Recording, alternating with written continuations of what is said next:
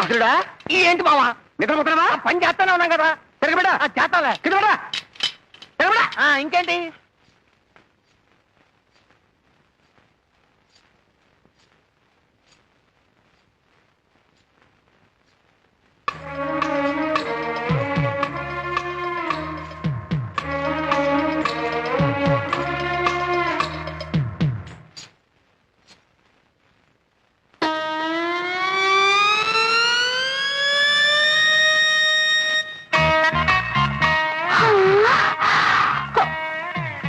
అదేంట్రా ఆగిపోయి ఆకాశం చూస్తుందేంటి?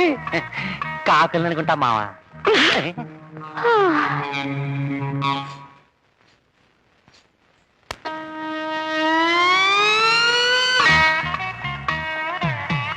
అదేంటి పిల్ల ఏంటి ఎలా చూస్తున్నావు? లంబంగున్నా తంబాన్ని. అదేంట్రా ఆ పిల్ల పైశాచిక భాష మాట్లాడుతుందేంటి? అది పైశాచిక భాష కాదు మావా, నైజాం భాష. లంబాగా ఉన్న స్తంభం అంటే పొడుగ్గా ఉన్న గొట్టం అని. అదిగో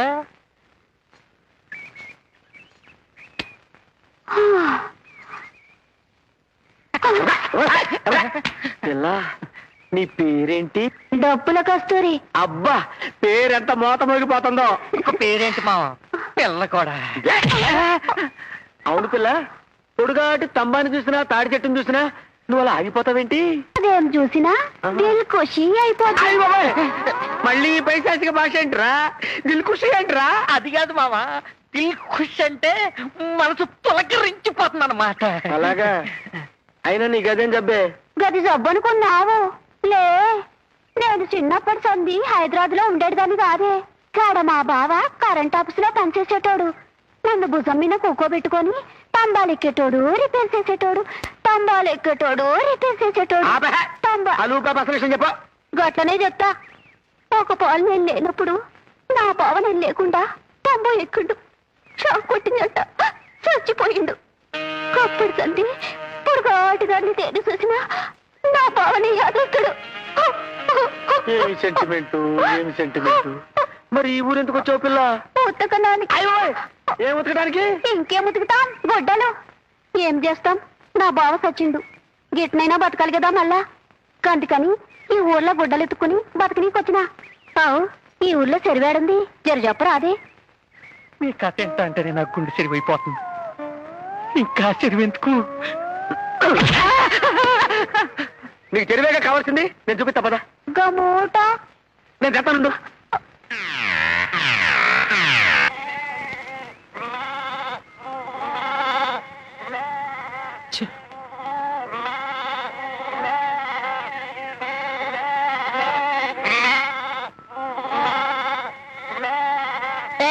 నువ్వు ఇక్కడ వెయిట్ చేస్తున్నది పూజ గురించేగా? అబే లేదండి.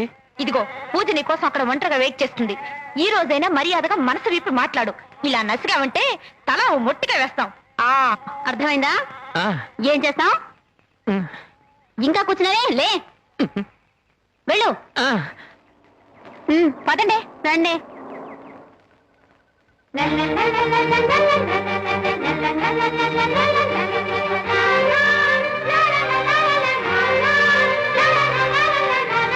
ఏమైనా మాట్లాడవయ్యా?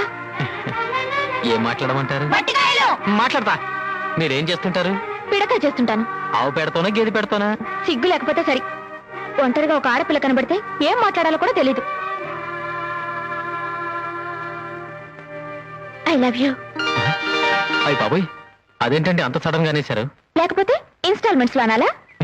అలాని కాదు, మీరంటే లేడీస్ చట్టుకుమని అనేశారు. నేను మగాణ్ణి కదా, కాస్త ఆలోచించి నిర్ణయం తీసుకోవాలి. పైగా జీవితానికి సంబంధించిన విషయం. ఓ నాయనా.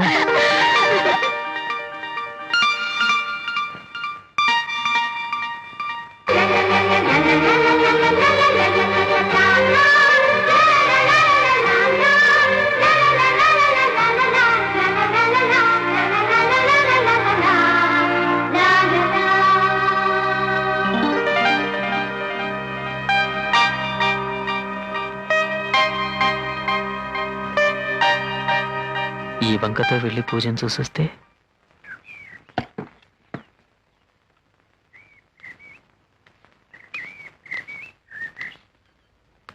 ఆగో, ఏమిటది? మీ ఓణి అండి, పైనుంచి అటు పడింది.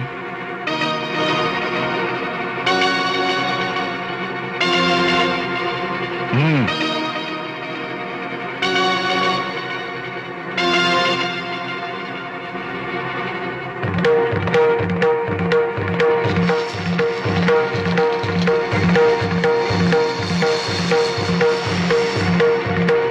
కలగా వాడు తాకిన ఏ వస్తువైనా ఇలాగే మండిపోతుంది, గుర్తుంచు.